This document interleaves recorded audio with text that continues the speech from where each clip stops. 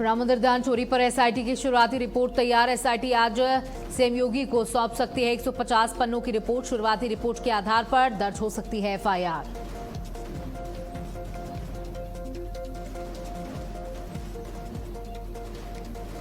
आज अलीगढ़ और फिरोजाबाद के दौरे पर रहेंगे सीएम योगी आदित्यनाथ। कई परियोजनाओं का करेंगे लोकार्पण शिलान्यास। सीएम के दौरे को लेकर कड़ी सुरक्षा।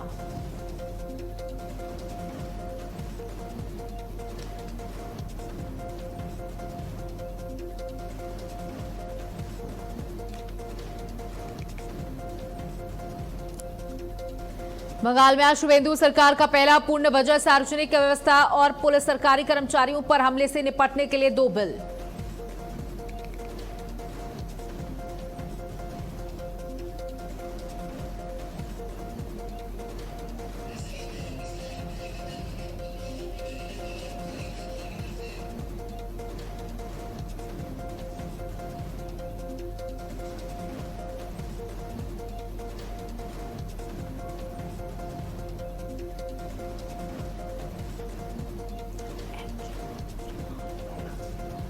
कच्चे तेल की कीमत में $1 से ज्यादा का उछाल। कच्चे तेल की कीमत $81 प्रति बैरल के पार। यूएस में भी कच्चे तेल की कीमत $77 तक पहुंची।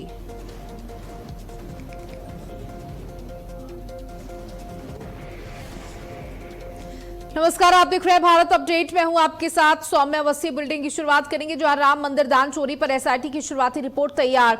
एसआईटी आज सीएम योगी आदित्यनाथ को सौंप सकती है शुरुआती रिपोर्ट। शुरुआती रिपोर्ट के आधार पर दर्ज हो सकती है एफआईआर। सीएम योगी आदित्यनाथ को 150 पन्नों की रिपोर्ट सौंप सकती है एसआईटी। एसआईटी जांच में जुटे डिजिटल सबूत। जांच के घेरे में ट्रस्ट और कर्मचारियों की भूमिका। मामले में आज हाईकोर्ट की लखनऊ बेंच करेगी सुनवाई।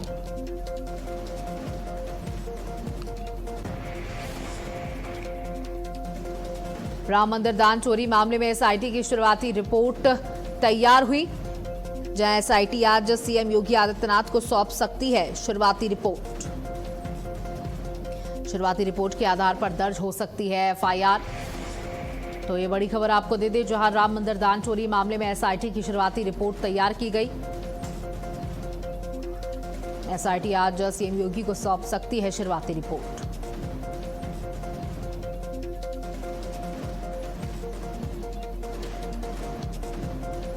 सीएम योगी आदित्यनाथ को 150 पन्नों की रिपोर्ट सौंप सकती है एसआईटी। जहां राम मंदिर दान चोरी मामले में एसआईटी की शुरुआती रिपोर्ट तैयार हो चुकी है। सीएम ने 15 दिन का वक्त जनता से मांगा था कि आप सिर्फ 15 दिन का वक्त दे दीजिए, दूध का दूध और पानी का पानी हो जाएगा। अब एसआईटी अपनी प्राथमिक जांच की रिपोर्ट सीएम योगी आदित्यनाथ को सौंपेगी, जिसमें हालांकि आपको बता दें पहले 70 पन्ने की रिपोर्ट बताई जा रही थी, लेकिन अब 150 पन्नों की ये रिपोर्ट होगी, जिससे ये शुरुआती रिपोर्ट यानी पहली प्राथमिक जांच के तौर पर इस रिपोर्ट को देखा जाएगा। जहां आपको बताते चले कि इसमें माना यह जा रहा है कि इस रिपोर्ट में कई बड़े नाम शामिल हो सकते हैं। शुरुआती रिपोर्ट के आधार पर एफआईआर लोगों पर दर्ज हो सकती है। लेकिन अब देखिए, विपक्ष का कहना है और सोशल मीडिया पर लगातार यही बहस छिड़ी हुई है, क्या इस मामले में जो असली मगरमच्छ यानी जो असली आरोपी हैं वो पकड़े जा पाएंगे, या छोटी मछलियों को या बीच के लोगों को, या जो बहुत ही निम्न स्तर पर चोरी कर रहे थे उन लोगों को धर दबोच के इस मामले को बंद कर दिया जाएगा। लेकिन सीएम ने कहा कि किसी को बख्शा नहीं जाएगा, चाहे वो कोई भी व्यक्ति हो, कितना भी रसूख वाला व्यक्ति क्यों ना हो। हालांकि आपको बता दें, चंपत राय पर तमाम सवाल खड़े किए जा रहे थे सोशल मीडिया पर अपोजिशन की तरफ से। वहीं केशव प्रसाद मौर्य ने साफ तौर पर कहा कि चंपत राय एक बहुत ईमानदार व्यक्ति हैं, बहुत ही ज्यादा ईमानदार व्यक्ति हैं। उनका अपना एक औहदा है, उन्हें इस तरीके से घेरना, उन्हें वो बहुत पूजनीय है, उन्हें इस तरीके से घेरना बिल्कुल सही बात नहीं होगी। तो एसआईटी की जांच रिपोर्ट में किस किस के नाम सामने आएंगे, अब ये बड़ा सवाल है। राम मंदिर दान चोरी की जांच अब तेज हो चुकी है।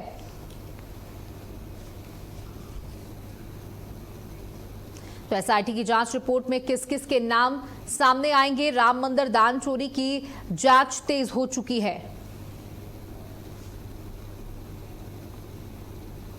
चलिए खबर लखनऊ से लेते हैं, जहां सीएम योगी आदित्यनाथ ने लगाया जनता दर्शन। सीएम आवास पर जनता दर्शन का आयोजन। सीएम योगी ने लोगों की समस्याओं को सुना, अधिकारियों को त्वरित निस्तारण के निर्देश जारी किए हैं।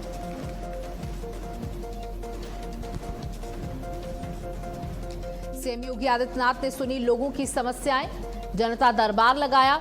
हालांकि बता दें कि ये कोई पहला जनता दरबार नहीं है। सीएम का कार्यकाल जब से शुरू हुआ है, मुख्यमंत्री योगी आदित्यनाथ ने जब से गद्दी संभाली है, वो इस तरीके का जनता दर्शन करते हैं, जनता दरबार लगाते हैं, जिसमें फरियादी अपनी फरियाद लेकर पहुंचते हैं। महिलाएं होती हैं, युवा होते हैं, और बता दें कि वो अपनी समस्याएं मुख्यमंत्री के सामने रखती हैं। चिट्ठी के माध्यम से, पत्र के माध्यम से अपनी समस्याओं को लिखा जाता है और सीएम जिन समस्याओं को तुरंत खत्म किया जा सकता है उनका तुरंत निस्तारण करते हैं।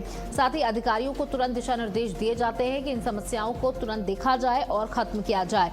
कई बार कुछ ऐसी तस्वीरें भी इस जनता दर्शन से सामने आई हैं जो चर्चा का विषय बनी रही, जहां एक महिला सामने आई थी जिसने कहा कि उसकी बच्ची पढ़ नहीं पा रही है क्योंकि आर्थिक स्थिति मजबूत नहीं है।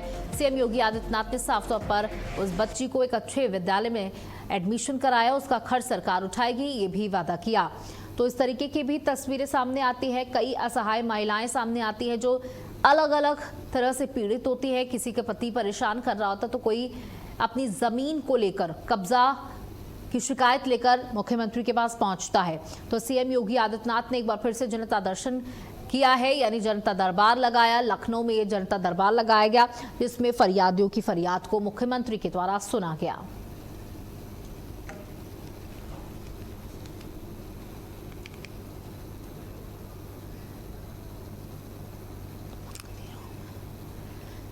तो सीएम योगी आदित्यनाथ ने जनता दर्शन किया, जनता दरबार लगाया। सीएम योगी ने लोगों की समस्याओं को सुना और निस्तारण के निर्देश अधिकारियों को दिए गए।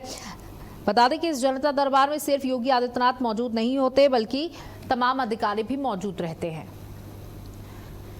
वहीं उद्धव ठाकरे ने आज बुलाई विधायकों की बैठक। दोपहर 2:30 बजे पार्टी दफ्तर में होगी बैठक। सभी विधायक और एमएलसी को बुलाया गया है। उद्धव ठाकरे विधायकों को करेंगे संबोधित। देखिए, इस समय उद्धव की पार्टी के लिए बहुत बड़ी मुश्किलें हैं क्योंकि कई विधायक बागी होके शिंदे गुट में जा पहुंचे हैं और अब उन बागी विधायकों को आड़े हाथों ले रहे हैं उद्धव ठाकरे। और अब जो बचे हुए विधायक हैं, एमएलसीज हैं उनके पास, उनको आज संबोधित करेंगे, बैठक लेंगे। ये संयुक्त बैठक होगी जिसमें तमाम नेता मौजूद रहेंगे।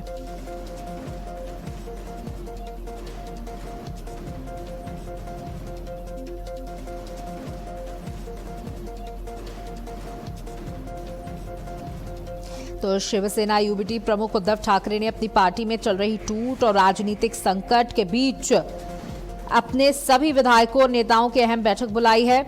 इससे पहले दिल्ली में बुलाई गई संसदीय दल की बैठक में कई सांसदों की गैर हाजिरी के बाद पार्टी ने बागी सांसदों के कारण बताओ नोटिस भी जारी किया था। राजनीतिक संकट और बैठक की पृष्ठभूमि, बता दें कि पार्टी प्रमुख उद्धव ठाकरे की अगुवाई में यह बैठक शिवसेना यूबीटी के लिए बेहद महत्वपूर्ण भी मानी जा रही है। साथ ही आपको यह भी बताते चले कि राजनीतिक गलियारों में चर्चा यह भी है कि पार्टी के 6 लोकसभा सांसदों ने अलग रुख अपना लिया है। दिल्ली में बुलाई गई आपातकालीन संसदीय बैठक में कई सांसद उपस्थित नहीं रहे।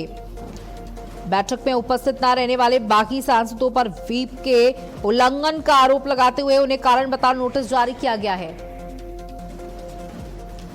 बता दें कि इन बगावती तेवरों के बीच पार्टी की एकजुटता बनाए रखने और आगे की कानूनी व राजनीतिक रणनीति पर चर्चा के लिए ये बैठक बुलाई गई है। सभी विधायक और एमएलसी इस बैठक में शामिल होंगे और कह सकते हैं कि उद्धव ठाकरे गुट के लिए ये समय बहुत मुश्किल भरा।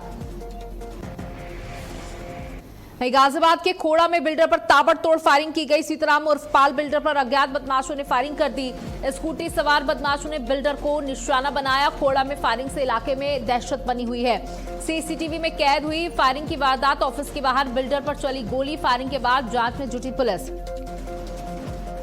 सीसीटीवी फुटेज के आधार पर जल्द गिरफ्तारी की जाएगी।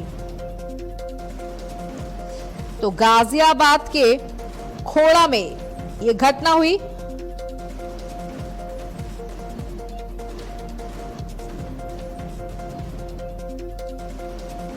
तो बता दें कि खोड़ा में दिन दहाड़े बिल्डर पर जानलेवा हमला किया गया। स्कूटी से आए युवकों ने फायरिंग की। दिल्ली से सटे गाजियाबाद के खोड़ा में आए दिन आपराधिक घटनाएं बढ़ती जा रही हैं। कुछ दिन पहले सूर्या की हत्या हुई थी। रविवार को एक बार फिर से खोड़ा की गलियों में गोलियों की आवाज गूंजी। हालांकि इसमें किसी की जान नहीं गई है, लेकिन लोगों में दहशत का माहौल जरूर है। बता दें कि इस क्षेत्र में रविवार को दिन दहाड़े स्कूटी सवार 2 युवक हेलमेट लगाकर आते हैं। उन्होंने मास्टर पार्क स्थित एक बिल्डर कार्यालय के गेट के सामने स्कूटी रोकी और फिर गन निकालकर बिल्डर सीताराम पर गोली चला दी। हालांकि उनको गोली नहीं लग पाई और वे बाल बाल बच गए। गोली की आवाज सुनकर लोग घरों से निकल आए। फायरिंग करने के बाद दोनों युवक स्कूटी से फरार हो गए। फायरिंग की सूचना पर खोड़ा थाना पुलिस मौके पर पहुंची और जांच शुरू कर दी। बता दें कि पुलिस आसपास के लोगों से पूछताछ कर रही है। इसके साथ ही वहां लगे सीसीटीवी कैमरे की फुटेज भी खंगाली जा रही है। तस्वीरें आप देख सकते हैं। वहीं इस घनी आबादी वाले इलाके में गोलीकांड ने लोगों की चिंता को बढ़ा दिया है। पुलिस का यह भी कहना है कि आरोपियों की गिरफ्तारी जल्द से जल्द कर ली जाएगी। पुलिस टीमें लगा दी गई हैं। घटना से जुड़ा एक वीडियो भी सामने आया है, जो आप अपनी टेलीविजन स्क्रीन पर देख सकते हैं, जिसमें स्कूटी पर 2 युवक आते हुए दिखाई देते हैं और फिर कार्यालय के सामने रुकते हैं। इसके बाद गन निकालते हैं और फायर कर देते हैं। इसके बाद स्कूटी सवार वहां से भाग जाता है। हालांकि दोनों युवक हेलमेट लगाए हुए हैं, इसलिए दोनों की पहचान अभी तक नहीं हो पाई है। हमारे साथ जितेंद्र सहयोगी जुड़ चुके हैं। जितेंद्र, खोड़ा एक ऐसा इलाका बन चुका है जहां आए दिन कोई ना कोई घटनाएं होती रहती हैं। बात हम सूर्या हत्याकांड की कर लें और इसके बाद दिन दहाड़े किस तरीके से ये युवक आते हैं और ताबड़तोड़ गोलियां चलाना शुरू कर देते हैं।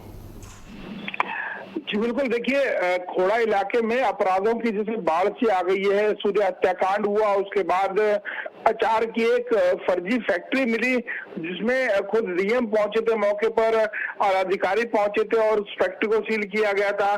तीसरा अपराध हुआ था, अपनी मंगेतर को घर में घुसकर 2 बहनों को जानलेवा हमला किया गया था, गोली मारी गई थी। और अब ये चौथा अपराध हुआ है जिसमें एक बिल्डर के घर पर जाकर स्कूटी सवार हेलमेट पहनकर आए बदमाशों ने फायरिंग की है। गोली चलने की आवाज सुनकर आसपास के लोग मौके पर जमा हो गए। प्रत्यक्षदर्शियों के अनुसार बदमाश जिस स्कूटी पर सवार थे उसके नंबर प्लेट पर कीचड़ लगा हुआ था, जिससे कि कोई उसका नंबर ट्रेस न कर ले। आपको बता दें कि जिस तरीके से खोड़ा को एशिया का सबसे बड़ी कॉलोनी मानी जाती है, कम से कम इसमें बहुत ज्यादा आबादी है और यही वजह है कि यहाँ पर अपराध बहुत ज्यादा है। हालांकि पुलिस अगर इस पूरे मामले पर रोशनी डाले, सीसीटीवी खंगाले, तो उन बदमाशों को सुराग लगाए जा सकते हैं। मसलन वो स्कूटी से सवार होकर आए थे, उन्होंने फायरिंग की, उन्होंने हेलमेट लगा रखा था, लेकिन उसकी स्कूटी कहीं तो गई होगी। अब ऐसे में पुलिस के लिए चुनौती है कि कैसे इस पूरे मामले का खुलासा करे। हालांकि पुलिस का ये भी कहना है कि मामला संदिग्ध लग रहा है, लेकिन सीसीटीवी में साफ तौर पर देखा जा सकता है कि बदमाश आए हैं, बदमाशों ने स्कूटी पे सवार होकर आए हैं, हेलमेट लगा रखा है और फिर बिल्डर के घर की तरफ कई राउंड फायर करते हैं और मौके से फरार हो जाते हैं। जी बिल्कुल, देखिए स्कूटी सवार बदमाश कितने कॉन्फिडेंस के साथ इस वीडियो में दिखाई दे रहे, आते हैं और आराम से गोली निकालते हैं और चलाना शुरू कर देते हैं। जो भी बंदूक उनके हाथ में होती है उसको चलाना शुरू कर देते हैं और आराम से वहां से निकल जाते हैं। ये घनी आबादी वाला इलाका था, गोली किसी को भी लग सकती थी। हालांकि ये बहुत अच्छी बात रही कि वो व्यापारी बच गया, वो बिल्डर बच गया। बिल्कुल, जो बिल्डर है उस पर जो गन शॉट के फायर जो किया गया था, गोलियों का कुछ उन तक नहीं पहुंची, यानी कि वो घायल नहीं है। हालांकि जिस तरीके से उनके ऊपर हमला किया गया है, आसपास के लोग भी काफी खौफजदा हैं और बिल्डर भी काफी डरे हुए हैं। पुलिस से गुहार लगा रहे हैं कि जल्दी बदमाशों को सुराग लगाओ, उन्हें सलाखों के पीछे भेजा जाए, क्योंकि ये बेखौफ बदमाश अगर घर पर आकर फायरिंग कर सकते हैं तो जाहिर तौर पर बाहर बिल्डर पर जानलेवा हमला भी कर सकते हैं। पुलिस अधिकारियों का कहना है कि फायरिंग के पीछे कारणों का भी पता नहीं चल सका है। मामले के सभी पहलुओं की जांच की जा रही है। सीसीटीवी फुटेज और अन्य साक्ष्यों के आधार पर आरोपी की पहचान कर जल्द उन्हें गिरफ्तार किया जाएगा।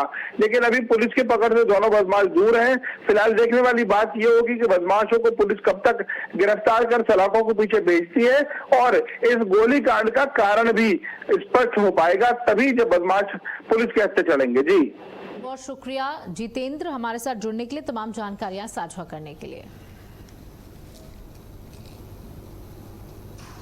वहीं सहारनपुर एनकाउंटर में ललन सिंह ढेर हो गया है। बता दें बिहार का मोस्ट वांटेड अपराधी था ललन। सब इंस्पेक्टर गोलीकांड में था वांछित। ललन 1.25 लाख का इनामिया था। 7 हत्याओं का आरोपी था ललन सिंह। तो बता दें कि मोस्ट वांटेड की लिस्ट में इसका नाम शामिल था और पुलिस इसकी खोजबीन कर रही थी काफी लंबे समय से। 7 हत्याओं का यह आरोपी है। 7 लोगों की हत्या का आरोप इस पर लगा हुआ है। पुलिस लगातार इसकी खोज कर रही थी, ये हाथ नहीं चढ़ रहा था। सहारनपुर एनकाउंटर में ललन सिंह को ढेर कर दिया गया। बिहार का मोस्ट वांटेड अपराधी था ललन सिंह।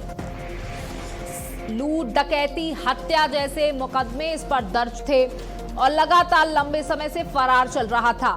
पुलिस इस बदमाश की तलाश में लगातार दबिश दे रही थी लेकिन हाथ खाली थे। लेकिन अब बड़ी खबर, सब इंस्पेक्टर गोलीकांड का वांछित भी था ललन सिंह। वहीं सहारनपुर एनकाउंटर में से ढेर कर दिया गया है। 1 लाख रुपए का, 1.25 लाख रुपए का इनाम इस पर घोषित था। 7 हत्याओं का आरोपी बताया जा रहा था ये ललन सिंह और बिहार का मोस्ट वांटेड, यानी बिहार के जो मोस्ट वांटेड अपराधी हैं उनकी लिस्ट में इसका भी नाम शुमार था। तो सहारनपुर एनकाउंटर में ललन सिंह को ढेर कर दिया गया और इसे एक बड़ी सफलता के तौर पर देखा जा रहा है क्योंकि 1.25 लाख का ये इनामिया था। लंबे समय से पुलिस इसकी तलाश कर रही थी, दबिशें दे रही थी लेकिन पुलिस के हत्थे ये नहीं चढ़ रहा था। आशुतोष मिश्रा हमारे साथ स्टेट हेड जुड़ चुके हैं। आशुतोष, बड़ी खबर, ललन सिंह को ढेर किया गया है। बिहार का मोस्ट वांटेड बताया जा रहा है अपराधी।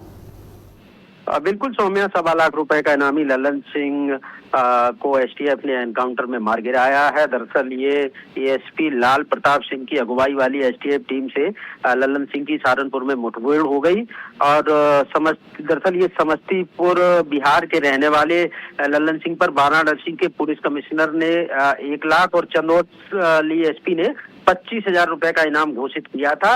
इस पर लूट, हत्या, डकैती समेत कई संगीन मामले दर्ज थे। लगातार पुलिस इसकी तलाश में जुटी हुई थी। साल 2022 में ललन सिंह ने वाराणसी में एक सब इंस्पेक्टर को गोली मारकर उसकी सरकारी पिस्टल लूट ली थी और उसके अलावा नवंबर 22 को भी चंदौली में एक युवक को गोली मारकर बाइक लूटी थी। तो ये शातिर अपराधी था और लगातार पुलिस इसकी तलाश कर रही थी। बिहार में पुलिस के 2 सब इंस्पेक्टर, एक बैंक कैशियर, एक सिक्योरिटी गार्ड समेत 7 की हत्या के मामले भी दर्ज थे इस पर। तो ये बहुत ही शातिर किस्म का बदमाश था और पुलिस लगातार इसकी जानकारी में लगी हुई थी और आज इसकी सहारनपुर में एसटीएफ के साथ मुठभेड़ हो गई जिसमें मुठभेड़ में ये मारा गया। सौम्या, बिल्कुल, देखिए बिहार का मोस्ट वांटेड था, आपने जानकारी दी, जहां 7 हत्याओं का ये आरोपी बताया जा रहा था। बिल्कुल, देखिए बिहार में दरअसल एक सिक्योरिटी गार्ड समेत 7 की हत्या के मामले इस पर दर्ज थे। हत्या कर बैंक और बैंक की कैश बैंक वैन लूटने के मामले भी इस पर दर्ज थे। एनकाउंटर के दौरान ललन सिंह का जो एक सहयोगी है वह भागने में सफल रहा है। 21-22 जून को इस रात में करीब सरसावा एक जगह पड़ती है नकुड़ रोड पर, तो पुलिस और बदमाशों के बीच मुठभेड़ हुई जिसमें एएसपी लाल प्रताप सिंह की टीम के साथ मुठभेड़ में ललन सिंह को गोली लगी और घायल ललन सिंह को जब सीएचसी सरसावा ले जाया गया तो जहां अस्पताल में डॉक्टर ने उसे मृत घोषित कर दिया। यानी कि ये बहुत ही शातिर किस्म का बदमाश था। लगातार पुलिस इसकी सर्च में जुटी हुई थी और इसकी मुठभेड़ हुई। मुठभेड़ में ये मारा गया। इसका एक साथी भागने में सफल रहा। सौम्या, शुक्रिया आशुतोष हमारे साथ जुड़ने के लिए, जानकारियां साझा करने के लिए।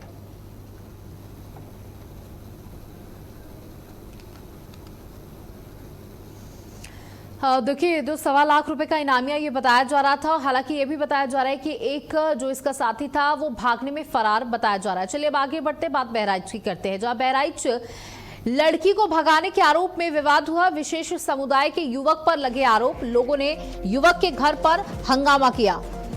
तोड़फोड़ और नुकसान की भी सूचना दी गई। 2 दिन पहले गांव से लापता हुए थे युवक युवती। पुलिस ने युवती को सकुशल बरामद किया। युवक को भी पुलिस ने हिरासत में लिया। दरगाह क्षेत्र का बताया जा रहा मामला। तोड़फोड़ और नुकसान की भी यहां पर सूचना मिली है,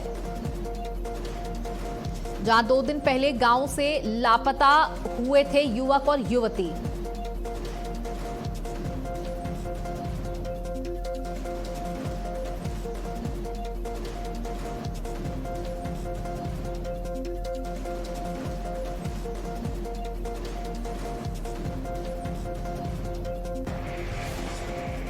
तो ये पूरा मामला आपको बता दें बहराइच से है, जहां युवती को भगाने के आरोप में ये पूरा विवाद हुआ और विशेष समुदाय के युवक पर आरोप लगे हैं कि युवती को भगाने के विशेष समुदाय के युवक पर आरोप लगे हैं। लोगों ने युवक के घर पर जमकर हंगामा किया है। लोगों का कहना है कि युवती को बेला फुसलाकर भगाया गया। तोड़फोड़ और नुकसान की भी सूचना मिल पाई है। परिजनों का साफ तौर पर, युवती के परिजनों का साफ तौर पर कहना है कि युवक उसे बहला फुसलाकर बरगलाकर अपने साथ ले गया, उसे भगा ले गया। पुलिस ने युवती को सकुशल बरामद भी किया है। बता दें कि युवती को भगाने के आरोप में ये पूरा विवाद हुआ था। विशेष समुदाय के युवक पर आरोप लगे। लोगों ने युवक के घर पर जमकर हंगामा काटा, तोड़फोड़ की। नुकसान की भी जानकारी मिल पा रही है। तोड़फोड़ और नुकसान की भी सूचना मिल पा रही है। तस्वीरों में आप देख सकते हैं 2 दिन पहले गांव से लापता हुए थे युवक और युवती। पुलिस ने युवती को सकुशल बरामद कर लिया है। पुलिस पूछताछ कर रही है कि क्या युवती अपनी मर्जी से गई या युवक उसे जबरदस्ती अपने साथ लेकर के गया। लेकिन इस बीच देखिए घर का हाल बुरा हो चुका है। लोगों ने जमकर हंगामा किया। घर में जो भी मशीन रखी हुई थी, जो भी सामान था, वो पूरी तरीके से जलकर राख हो गया है और तोड़फोड़ मचाई गई। जमकर दीवारें तोड़ी गई, आग लगाई गई। इसके बाद पुलिस ने इस पूरे मामले को शांत किया और युवती की बरामदगी की है। तो एक लड़की भगा कर ले गया था एक दूसरा, और हमला हम लोग के घर पे बोल दिए, तोड़फोड़ करके काफी नुकसान किया, गाड़ी घोड़ा काट डाला। कितने लोग थे लगभग? लगभग 200 लोग थे। कितने घरों में तोड़फोड़ की है? 4-5 घर में तोड़फोड़ किए हैं और गाड़ी घोड़ा का सब काट कूट के फेंक दिए। कितनी गाड़ियाँ तोड़ी गई हैं? 3 गाड़ियाँ। एक बुलेट थी और एक स्प्लेंडर, एक और स्प्लेंडर। अच्छा, तो कहीं आग भी लगाई है? कहाँ आग लगाई? आग लगा दी। जिसके यहाँ का लड़का लड़की भगा ले गया, उसके घर आग लगा दिया। किस चीज में आग लगाई है? वो चक्की कारखाना लगा हुआ था, उसमें आग लगा दी। थाने पर क्या कार्रवाई हो रही है? वहीं महाराष्ट्र के संभाजी नगर में भीषण सड़क हादसा हो गया। बाइक और पिकअप वाहन में जोरदार टक्कर हो गई। हादसे में एक ही परिवार के 4 लोगों की दर्दनाक मौत हो गई। मामले की जांच में पुलिस लगी हुई है, लेकिन ये बड़ा हादसा, बेहद दुखद हादसा। 4 लोगों की मौत की जानकारी मिल पा रही है। मामले की जांच में पुलिस जुटी हुई है। हादसे में एक ही परिवार के 4 लोगों की दर्दनाक मौत। मामले की जांच में पुलिस जुटी। संभाजी नगर में यह हादसा हुआ। बाइक और पिकअप में जोरदार टक्कर हुई। 4 लोगों की दर्दनाक मौत से कोहराम मचा हुआ है। हादसे में एक ही परिवार के ये 4 लोग बताए जा रहे हैं, यानी पूरा परिवार ही खत्म हो गया। मामले की जांच में पुलिस जुटी हुई है। और इसी के साथ इस बुलेटिन में इतना ही। नमस्कार।